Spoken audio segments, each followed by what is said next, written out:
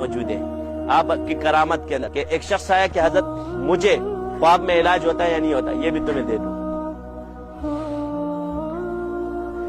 کہ حضرت میں 9 سال ہو گئے، میں گھر صحرا میں سے گزر رہا تھا، ایک سادھو لٹک رہا تھا جنگل میں، جنگل تھا، اس نے مجھے دیکھ لیا، میں اس کی تسخیر میں آ گیا ہوں۔ یہ سوچو کہ تسخیر ہوتی ہے کہ نہیں ہوتی ہے۔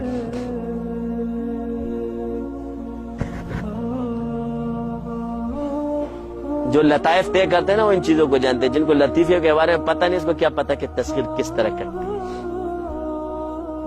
اور مدنی رحمت اللہ علیہ نے لطائف کے بارے میں کون کون سی نمازیں لکھی ہے، جا کے پڑھ لینا، شمس المعارف میں پیچھے پڑا ہوا ہے۔ سر کی نماز کیا ہے، روح کی نماز کیا ہے، قلب کی نماز کیا ہے۔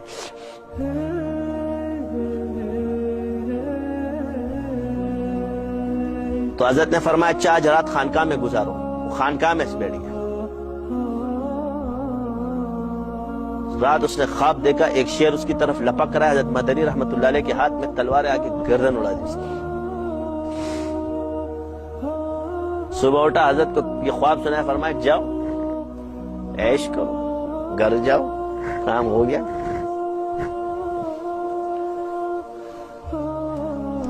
کس کس کا انکار کرو گے یار تم؟ ہم اکابرین کے طریقے پر ہیں الحمدللہ۔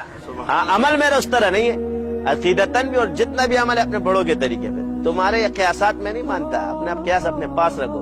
میں اس کو انٹولا بھی نہیں سمجھتا، ادھر پھینکتا ہوں۔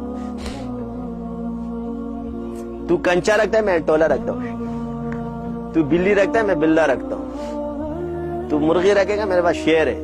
کدھر جاؤ گے؟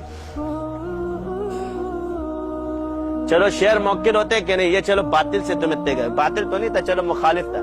حضرت انس رضی اللہ تعالیٰ عنہ جب آئے حجاج بن یوسف کے پاس، حجاج بن یوسف نے بڑا پھڑکیاں مار رہے تھے اس کے ساتھ۔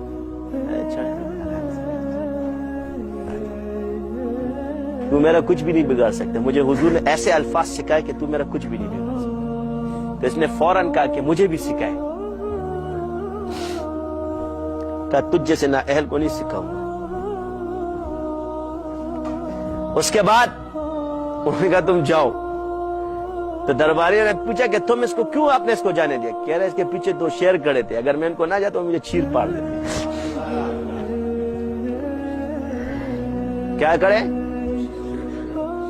تو ان کے پاس وہ 2 شیر کس دعا کی برکت سے تھے؟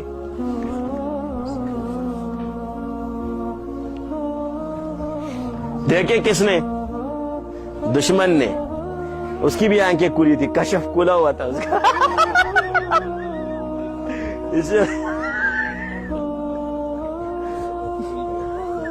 فوراً اس کا کشف کھل گیا۔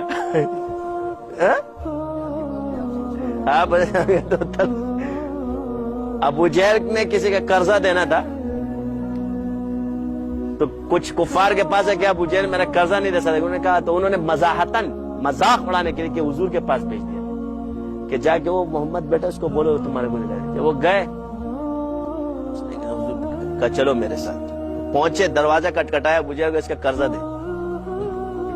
ابو جہل تیری اٹھا کے دے دی اس کو، فوراً دے دیا۔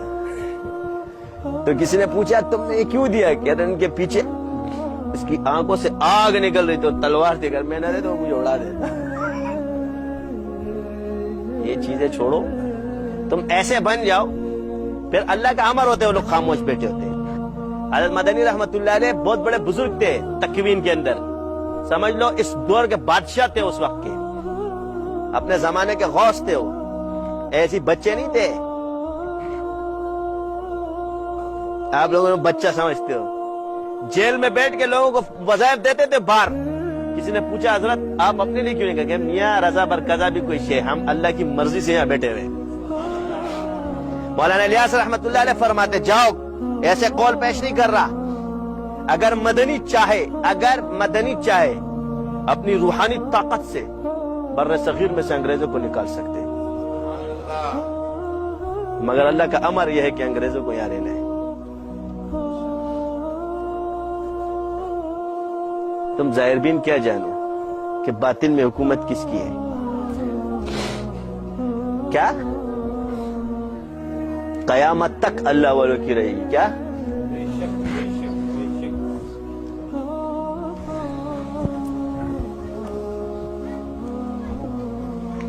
بس یہ یاد رکھنا، پاکستان پر انگلیاں اٹھانے سے پہلے سوچ لو بس۔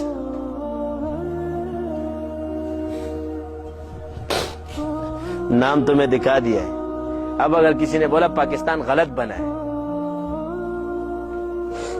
تو وہ سوچ لے کہ کیا بول رہا ہے، پروف کے ساتھ تمہیں بتایا ہے۔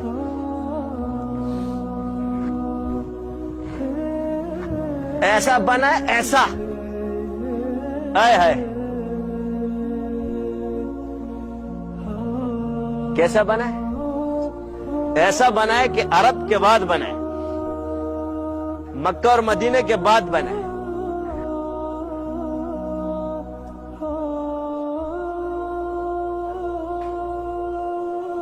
اور نقشہ اٹھا کے دیکھو، علامہ اقبال نے ایک شعر کہا ہے، دنیا کے بت قدوں میں پہلا گر خدا کا، ہم پاسباں ہیں اس کے، وہ پاسباں ہمارا۔ یہ پاکستان ہے۔